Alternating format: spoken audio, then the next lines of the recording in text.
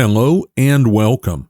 This is Matthias 76. Together, we are decoding the deception, and we are together continuing following along on Paul's journey, his second missionary journey, and we're picking up where we left off. They were in Philippi, and that's where we have the encounter with the Philippian jailer and Paul and Silas singing through the night and all that episode. A clear declaration of how it is that we are saved. And now they're continuing on with their journey because they were asked to leave Philippi. And that's an important point and something we'll follow up on here momentarily, but I do like to pop the atlas up.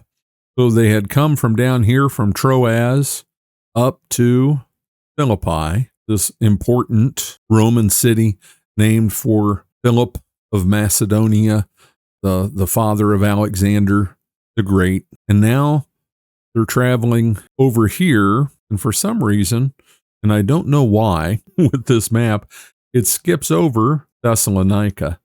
It doesn't have just that part of the journey.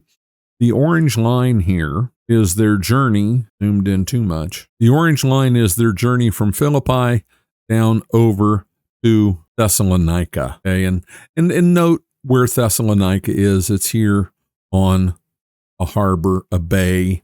That is where civilizations would be. And it was, again, an important city in the Roman Empire. And that is where they have come. And it's about a 3 days walk getting down there, 3 days journey. And this is along what's known as the Egnatian Way. There were major highways in the Roman Empire that they had built. Parts of them still remain. I mean, the actual pavement that they would put down stones, it was like what we would call a cobblestone type pavement, but much smoother. Those still exist in many places. We can't get roads to last 20 years, and there are Roman roads that still exist.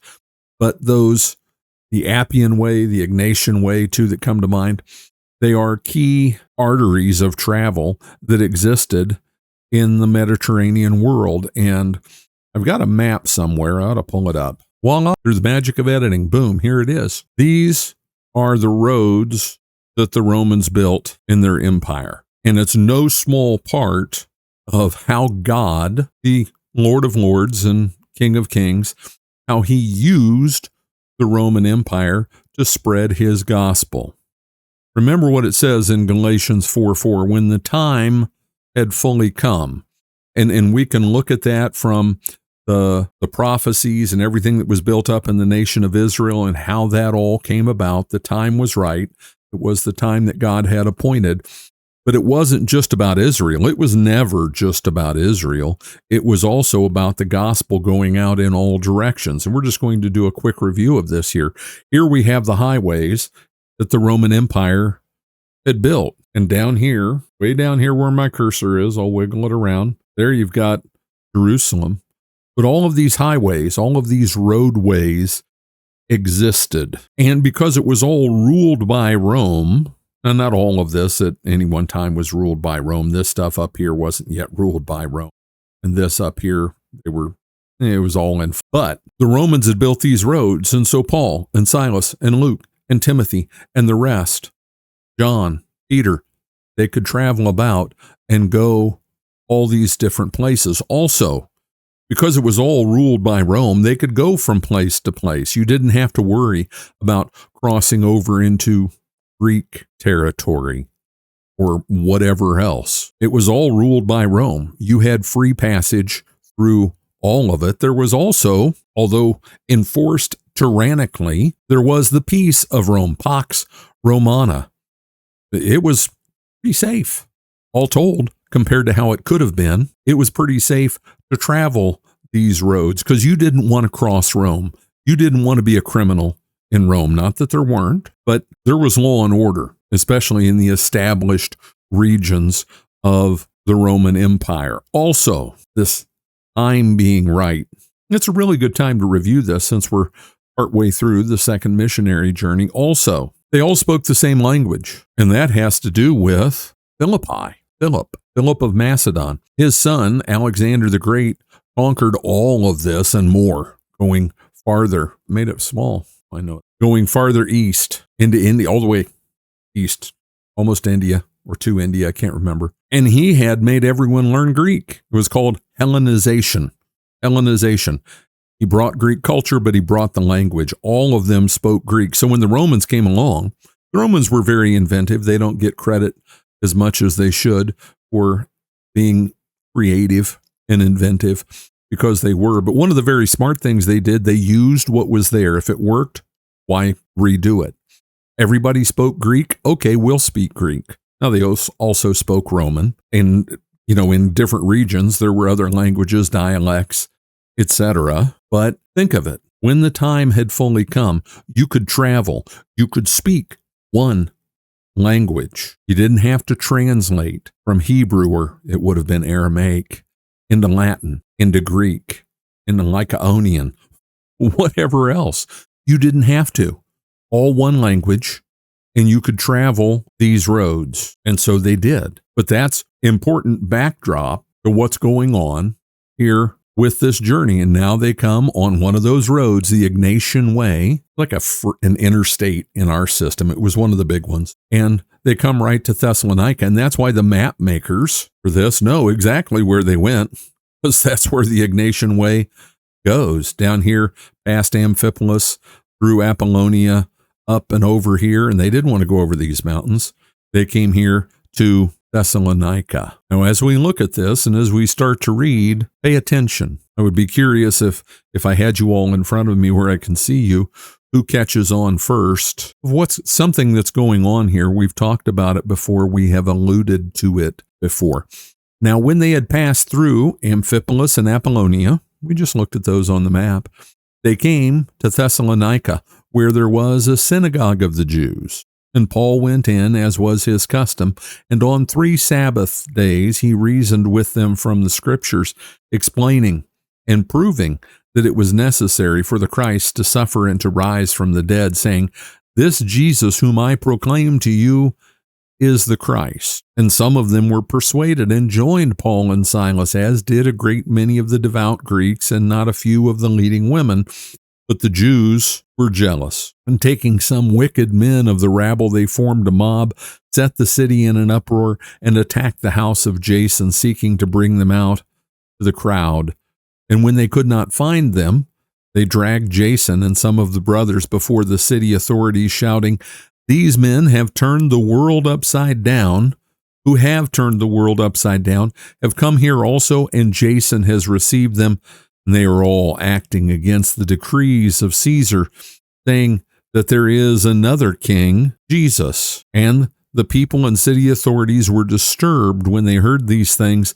And when they had taken money as a security from Jason and the rest, they let them go. Did you catch it? Did you catch it? It's not we, it's they. Pronouns matter. Pronouns matter. What does this tell us? When they came to Philippi, it was we. We traveled, we sailed, we arrived. And now, as they're moving on, and it's interesting again with Luke, he doesn't desire to be in the limelight. He doesn't put himself out there. He only talks about whether he's there or not with the pronouns of where they're going. Now, when they had passed through Amphipolis and Apollonia, they came to Thessalonica, where there was a synagogue of the Jews. Luke isn't here. Luke isn't here. He'll rejoin them later. We call these again the we passages in the book of Acts. But Luke isn't here. He stayed behind. Why? Why would Luke stay behind? We're not told, because Luke doesn't talk about himself, but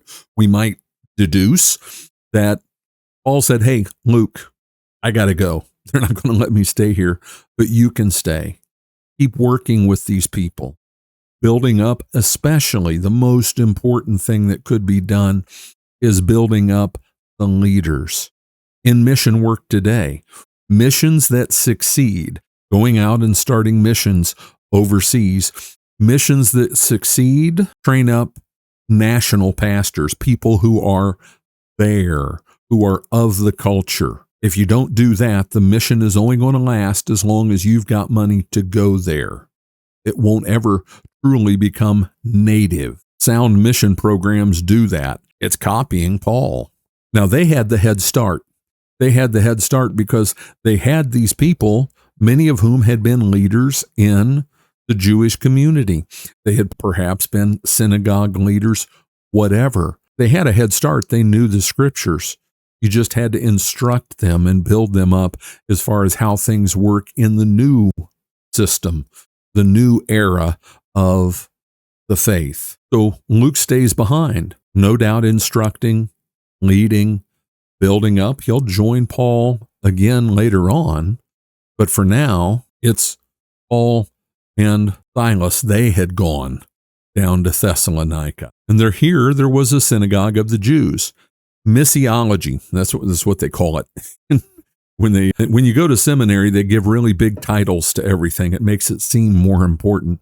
Missiology is how you do missions, okay? And Paul's method of missions, missiology, was start with the Jews. He started with the Jews in Philippi. They didn't have a synagogue. Remember that? Where did he meet them? Where did he find them? They were down by the river. He went on the Sabbath day down by the river where they supposed there was a place of prayer.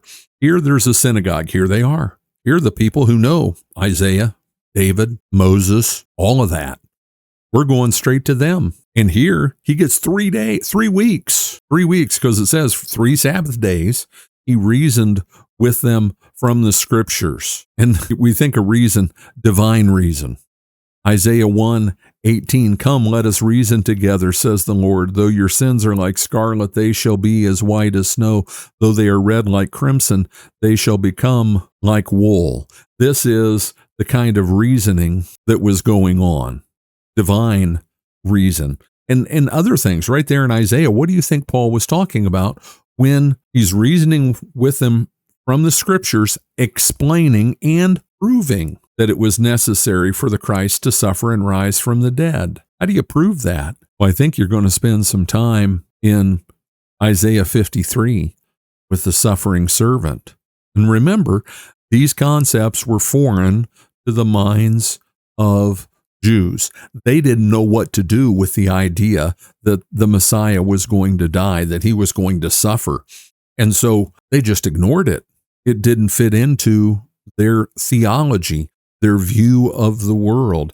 They were looking for, what were they looking for? And I'll give you a hint. It hasn't gone away. They were looking for an earthly kingdom. It's what millennialism teaches, that there'll be an earthly kingdom here on this earth. And that gets attributed to a Jesus who looked at Pontius Pilate and said, my kingdom is not of this world. How more clear can you get? We want something we know. We want something that we can touch and feel and comprehend. We want something here and now. We want something where we can be really important. We saw that with the disciples. Who's going to sit at your right and who's going to sit on your left? Who's the most important?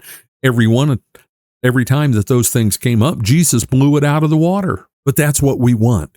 We want our place. We want some place where we have power and authority. And that's exactly what millennialism teaches. There is no reign on this earth. It's not going to happen. The reign on this earth is now through the gospel, through the preaching of the gospel. That's the 1,000 years, that complete period of time that is the New Testament era. That's the 1,000-year reign, and it's going on now through the power of the gospel. And Satan is becoming more and more loosed because this 1,000-year reign is coming to its end, and the proclamation of the gospel is decreasing, and that gospel that serves as the chain that binds the beast, Satan, and holds him in sway. And yeah, as bad as it is, he's still held by the chain of the gospel. Imagine when he gets loose. Imagine when that beast that is like a roaring lion prowling about seeking whom he might devour no longer is tethered. That's what we're preparing for. We're preparing for ultimately for the eternal reign of Christ, but we are also making sure that we're ready for the struggle that goes on when he's set loose, and it's happening before your eyes if you haven't noticed. He's proving from the scriptures, going to the scriptures, showing that he had to suffer and die. The disciples didn't get it until after Jesus had risen.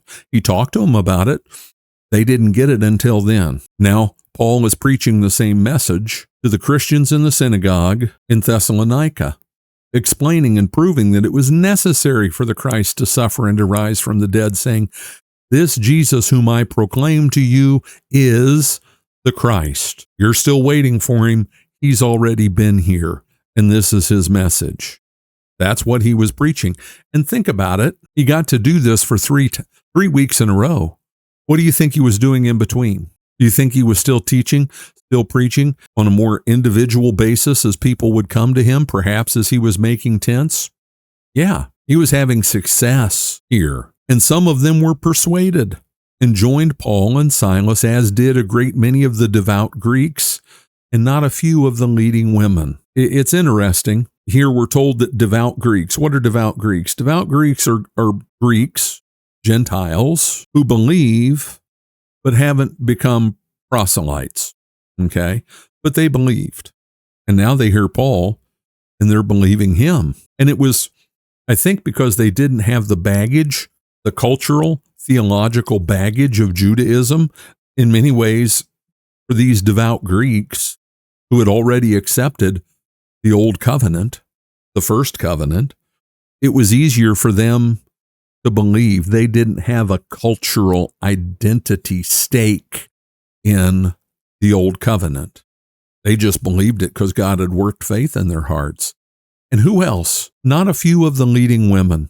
I think that's interesting. I don't think that our perception, the historical portrayal of women in these different cultures is exactly right, because apparently this mattered. The leading women, they had a lot of sway in the culture. They carried weight. Just interesting. And what happened? But the Jews were jealous, and taking some wicked men from the rabble, they formed a mob, set the city in an uproar, and attacked the house of Jason, seeking to bring them out to the crowd. The Jews were jealous. We saw it before in Paul's first missionary journey. When they come back, they're in Acts 14, and they come back on the second Sunday, and the whole city had turned out to hear them. The Jews were jealous. The Jews were jealous. We get jealous. This isn't a we. People become jealous. It can happen to us. We're susceptible to it when the light that had been shining on us, we were the ones who were faithful. And yeah, in these different places, in Thessalonica, the Jews, they had their own culture. They had their own thing going on. Everybody knew who they were. They weren't the leading citizens of the city, but they had this identity. They were the faithful few out dispersed among the heathen, the nations, and they were the ones who were faithful. They were the ones who were true. And there's nothing wrong with that.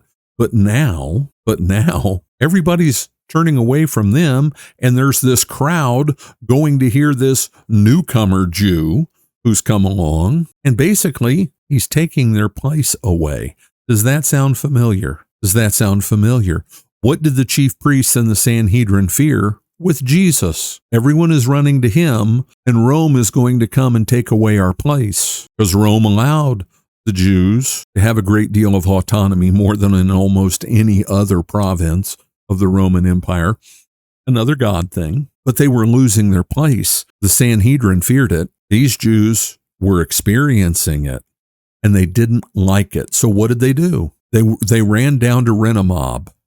Rent a mob. You pay them some money, you put them on a bus, and you have them wear masks, and you bring them into town, and you set them loose. They don't even know what they're mobbing about. Doesn't matter. For a pint bottle and a few bucks, they'll go raise some cane if you tell them they get another 20 when they're done. And so they set the city in an uproar. And we've got to dive into the culture here again with this, of why this was so important, why it was such a devious, diabolical strategy. But they're banging on the door of Jason. Jason apparently was a leader there already in the church. Maybe he was the synagogue leader who had been converted. They're banging on his door, wanting Paul and Silas to be brought out. We're not told. Maybe Paul and Silas had gotten word of this and they were laying low somewhere else. And so they dragged Jason and some of the brothers before whom? The city authorities. These men who have turned the world upside down have come here also, and Jason has received them, and they are acting against the decrees of Caesar, saying that there is another king, Jesus. Did you catch what they said? And let's go back to the map. They're here in Thessalonica. We're going to back it out. Maybe we'll go back even better. This is the world to them. This was the world. And what are these Christians in this little place? Where are we? Up here. Right here. In here. Right there. What are they saying that Paul and Silas have done? They said they've turned the world upside down. That's high praise. It's not said intended to be praise, but that's high praise. They've turned the world upside down. These little nobodies who were walking all the way over that territory. No fanfare, no trumpets when they come into town. Just nothing but the word, nothing but the proclamation of Christ crucified and risen, and salvation through him. And the Christians in Thessalonica are saying they've turned the world upside down over this. With this, it's trouble. Now, first of all, we need to look at it from this perspective. The gospel was succeeding. It was succeeding. And this verse right here tells us that what we're seeing in the book of Acts is a relatively small slice of what was going on. Things continued to happen after Paul and Silas and Luke and whoever else, Timothy, had marched on to the next town, been chased out and gone on to the next town because they're about to skedaddle over to Berea that you see here on the map. People were coming to faith. The work was continuing. It wasn't just Paul and the other 12, the other 11 of the 12. It wasn't just them. People were being converted and they were bringing the gospel to others. There's that component to it that we don't want to miss. Now, I want to go back for just a moment and let's not miss this. Do you see what's right here? I'm going to try to zoom in on it. You see what that says? I don't know if you can see it on the screen or not. Make it a little bit bigger, but the text gets smaller as I make it bigger. Mount Olympus. That's what's right here. They're in Thessalonica. Here's Berea. What is this mission about? The reclamation of the nations. Taking the territory. And we hear that reclamation of the nations. Yeah, we're going to go here. We're going to go there. And we're going to preach the gospel. No, they are conquering and taking territory from the fallen one. And here we've got Mount Olympus. They're kind of in their backyard. And it was when I was preparing to teach this today that I saw that, and it just hit me. They're right here, right next to Mount Olympus. Do you think the gods, the false leaders, the rulers, the principalities, the powers against whom we war, who war against us, do you think they were a little bit unhappy with what Paul and Silas were doing in turning the world upside down? Yes, they were. There is that spiritual, cosmological component to this. There was going to be opposition. There always has been opposition. There always will be opposition because they know they're judged. They know their time is limited and they're fighting frantically to hold on to everything and everyone they can. And here come Paul and Silas turning the world upside down with that glorious message that the lords of hell cannot bear. Christ is victorious. Jesus died and he rose. He duped them all. They thought they won when he died and then he rose. Because if they'd known, if they had understood, they would not have crucified the Lord of glory. 1 Corinthians chapter 1. They wouldn't have done it. They wouldn't have crucified him. Not sure if it's chapter 1. I just lost that reference in my head. I'll pop it on the screen through the magic of editing. That's another component to what's going on here. The spiritual warfare. But I talked about how diabolical this accusation that they gave was. They're turning the world upside down. What did we talk about before when we looked at this map? What did we call it? Pax Romana. You can do pretty much anything you want to do. We don't care. We don't care. Just pay your taxes, don't revolt, and don't claim to be superior to Caesar, saying that there is another king, Jesus. The civic leaders in Thessalonica were scared to death of Rome. Some of them were Romans. Many of them weren't. They were scared to death of Rome. You have revolt, you have chaos, you'll lose your position. How long do you think Pontius Pilate was around after Jesus was crucified? Yeah, not very long. This idea that there was another king. Rome, and different historians will say what they want about how it was actually viewed and how it was actually believed. Caesar was God. Caesar had been deified. Caesar was God, just like Pharaoh was God, just like Nebuchadnezzar was viewed as being a god. That's the way things worked. There's another king, Jesus. Worship the king, worship the state. Don't question the things that make the fabric of society. They form the matrix of support on which everything you know rests. And I was trying to think of an analogy to compare for the average person in Thessalonica who didn't really know what was going on. These guys were questioning fundamental tenets of their culture, is how this is being portrayed. Okay? It would be like going back to the United States in 1946, get in your little time bubble, go back to the United States in 1946. Imagine you're standing in a Norman Rockwell painting and be the guy who's announcing that it's okay to burn the flag, that that's freedom of speech. And I'm not taking a side on that one way or the other, and that kids shouldn't say the Pledge of Allegiance in school and that you shouldn't pray. Try that in 1946 in Ottumwa, Iowa. Yeah. Now you understand how this is viewed. Even the people who didn't have a dog in the fight spiritually, theologically. You didn't do this stuff. And the scary thing was Rome would come in and squash you. There could be real trouble. There could be consequences. And everyone was afraid of Rome. That's why there was peace. Everyone was afraid of them. Worship the king. And it hasn't gone away. And I talked about this in teaching in Revelation. Rome never died. The beast who had the wound that was healed, Rome never died. Look at Washington, D.C., look at London, look at the Vatican, the three city-states. They're not parts of their country. The actual city of London, that little 1 mile square block in the center of the town of London, the city of London, the town of London, it's not part of the British Empire. Washington, D.C. is not part of the United States. It's a separate entity. The Vatican is a city-state. Rome never died. It didn't go away. And the king must be worshipped. That all ties in with the beast and worshiping the image of the beast. All these things come together, and it ties in with the driving force that governs our world today. It is you've heard of it as the Hegelian dialectic, and how they manipulate and control using this side and that side, and controlling the outcome that way and driving everything the direction they want to go. That's what everyone knows about that very scary looking German philosopher named Hegel. But Hegel's main tenet was the state is God. There's another king, Jesus. Caesar was God. Pharaoh was God. Whichever entity, deity was God. The state is God. That is Hegelianism. Okay?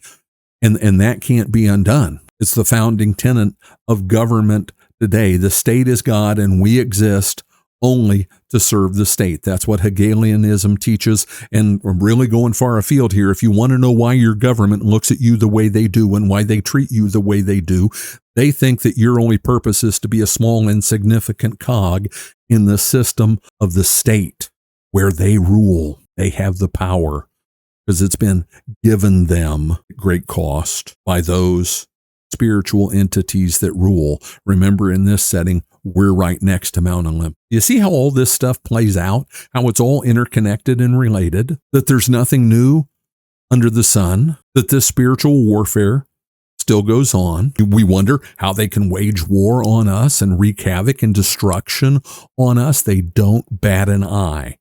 You don't matter. I don't matter. That is Hegelianism. And the people who educate, the people who rule, the people who govern, the people in Skull and Bones and the Conference on Foreign Relations, Council on Foreign Relations, Chatham House over in England, the Trilateral Commission, all of them, this is what they believe and hold to. Hegelianism. It hasn't gone away. Rome never died. We're still fighting the same struggle today, and they have no patience for us. These people are going to turn on all the Christians there, specifically Paul, because he's the one who brought all this about, and they want him gone. And so what they do, they took bond, basically, from Jason and the rest, and they let him go, because Later, we'll see in another place, we're in danger of being accused of rioting. The same thinking here, the same principles at play. Do you see how important it is to understand the cultural setting of what's going on? Otherwise, we can miss all this stuff. And even more than the cultural setting, the theological setting that drives all of this. So what happens? The brothers immediately sent Paul and Silas away by night to Berea, and when they arrived, they went to the Jewish synagogue. I love that. I just love it. We can miss it and how important it is. But Paul and Silas, others could stay and do the work there. Paul was the focal point. He was the lightning rod. And so he would go on and go somewhere else. He'll visit again, but for now, he's got to go. And why was it easy for him to go? They had a core of leaders there. He was teaching in the synagogue 3 days. There were people who were well-founded in the truth of God's word, who had now been enlightened to understand it, and they were ready to carry on the work. Like instant seminary, boom, poof, you're a pastor. You're an elder, boom. And when they arrived, they went to the Jewish synagogue, undeterred. He didn't care. He's going to go do the same thing again, because that's what he was called to do. Didn't matter that he'd met opposition before. He knew where to start. Where there was a synagogue, Paul was always going to go to the synagogue. The next place he's going to go after Berea is Athens. And it's a different deal how he operates in Athens. Different deal altogether.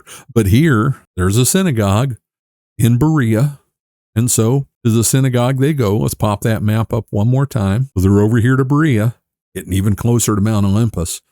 Over here to Berea. That's probably a day and a half's journey. They can hoof over there, and it's all green there, so it looks not the route is green, but you see there's the topography there. It's pretty flat. They could just motor right on over to Berea pretty quickly. The Bereans. And then you think about it, different towns around the country, especially in the Bible Belt. Most states have a town named Berea. Good thing to name your town if you're a bunch of Christians. Why? Now, these Jews were more noble than those in Thessalonica, and they received the word with all eagerness, examining the scriptures daily to see if these things were so. The noble Bereans. Now, noble isn't we know the word noble. We use the word noble. It's not as frequent and common in use today as in times past. But what is noble? And you can think of nobility, whether they're really very noble or not is often up for debate. But what's noble? What's noble? The way it's used here is thoughtful, measured in the way they approach things. You think about perhaps an animal that's referred to as that dog has a very noble bearing. Dogs with a noble bearing appear vicious? No. Do they appear to be yappy and bouncy and just, cute little fluff puppies? No. What does a noble dog look like? Or a noble beast of any kind? It looks like it's thinking things over. It's taking in information. It's examining things. It's examining people. It's determining, is that person a threat to my family or not? No, I don't think so. But I'm going to stay vigilant, noble, thoughtful. You measure things. You think it through. And those are the characteristics with this term, noble, that Luke is bringing to mind about the Jews here. And notice Luke's not here. Paul, Silas, whoever tell him about all this later, because Paul and Silas get sent. Luke's, for all we know, still back in Philippi. Maybe he'll make his way over and do some work there in Thessalonica. We don't know. But they were noble, more noble than those in Thessalonica, and they received the word with all eagerness, hungry, thirsty for the truth. There's something, you want to be noble? Be hungry and thirsty for the truth. Measure it, weigh it, contemplate it, how to apply it through the power of the Spirit and the wisdom that only God can give. That's being noble. You've got an eagerness for the word, to take it in, to make it your own, to have it shape who you are. And maybe that's better than saying, I want to make the word my own. I want the word to make me its own, right? And what were they doing? Examining the scriptures daily to see that these things were so. And this word for examining, it's anakrino over here. Anakrino, it's the idea when it's not in a legal setting, because it can be used in a legal setting, but it's simply questioning, gathering information, and initially in a process of starting something new, beginning something new, evaluating something new, what do you want to do? I want to come to it with an open mind. I want to be thinking about it, taking in information. What questions should I ask? That's what they were doing, examining the scriptures, because Paul is saying, what had he been doing? What had he been doing in Thessalonica? Proving that Jesus was the Christ and that he had to die. Well, the Bereans, hey, they're down with that. Hey, what does it say? I'm going to go read Isaiah 53. I'm going to go read the Psalms. I'm going to go read the prophets and see what was said. Wow, it's all lining up. I'm going to examine that. Is it so?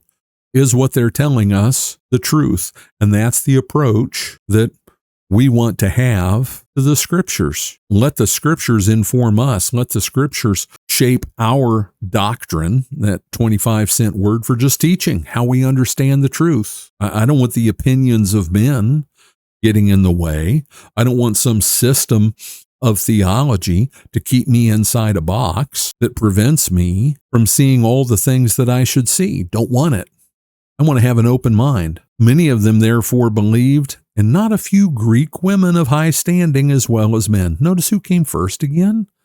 We've got that cultural thing here, that these women were players in society, and they're mentioned before the men as well as men. But when the Jews from Thessalonica learned that the word of God was proclaimed by Paul at Berea also, they came there too, agitating and stirring up the crowds. Do you see the buses with people with black masks and getting their free flask and their $25 with a promise for another 100 when they're done? And they don't even know what it's about? Doesn't matter. You see Antioch and Iconium in our first missionary journey, and those Jews coming down to Lystra and stirring up trouble and getting Paul stoned. And do you notice it's the same thing, the same game plan? Why? And you could say maybe there's something culturally here with the Jews that they're doing this. There is definitely this. There is a true antipathy for the gospel. They can't stand it. They hate it. And they're willing to travel to try to eradicate it. Not that it works, not that it does them any good, but they are all in being against the gospel. And what do the brothers do? Then the brothers immediately sent Paul off on his way to the sea, but Silas and Timothy remained there. All needed to go. Why? Lightning rod. He's the one everyone knows. He's the one that is identified with this movement, with this teaching. So he's got to go. But what does he do? He leaves Silas and Timothy there because they weren't in the limelight as much. They could continue to build up the church that was there. Those people who had believed, they could continue to instruct, to give them guidance on how to operate. Because, man, when you're talking about serving a group, it's not just about the teaching. That's very important. You can say it's most important, and it is. But how do you do this thing that is being a church? How do you take that truth and apply it to day-to-day lives? And how then shall we live? What do we do? How do we spread this? How do we take care of one another spiritually? How do we keep each other from going astray and going off the rails? How do we build one another up and support one another in the midst of this opposition? Because if you think all the opposition went away because Paul left, then I think that's a misunderestimation of what was happening and how it went. There is always, under the looming Mount Olympus and the council of the gods that dwell there, there's always going to be, at their direction, opposition. And they don't care if it comes through the Jews who are apostate, because they are apostate. They don't believe in the one true God, because if they believed in the one true God, they'd believe in Jesus and welcome it. But they don't. They hate it. And the minions of this world and the dark lords who rule over them don't care whom they use to attack the church, to attack the truth. They just want it attacked through whatever method, whatever means. It doesn't matter. So Paul's on his way, and Silas and Timothy remained there. Those who conducted Paul brought him as far as Athens, and after receiving a command for Silas and Timothy to come to him as soon as possible, they departed. So they brought Paul from Berea, there's Mount Olympus, right on down. They would have sailed, because you see all the mountains along the coast here, not really good roads, and you could just hop in a ship and sail all the way down here to Athens. And that is where we will pick up next time, where we will find the Apostle Paul, and pretty interesting stuff as he goes right into the lion's mouth and goes to Mars Hill in the Areopagus. And guess what? Preaches the gospel. So we're going to close there. I do hope that this ministry, that this teaching is a blessing to you. I encourage you, go out to our website, decodingthedeception.com, where you can find all our Bible teachings and more. Please give this video a thumbs up, subscribe, follow this ministry, this teaching, share it with others. This is Matthias 76 together. We are decoding the deception. God bless and have a great day.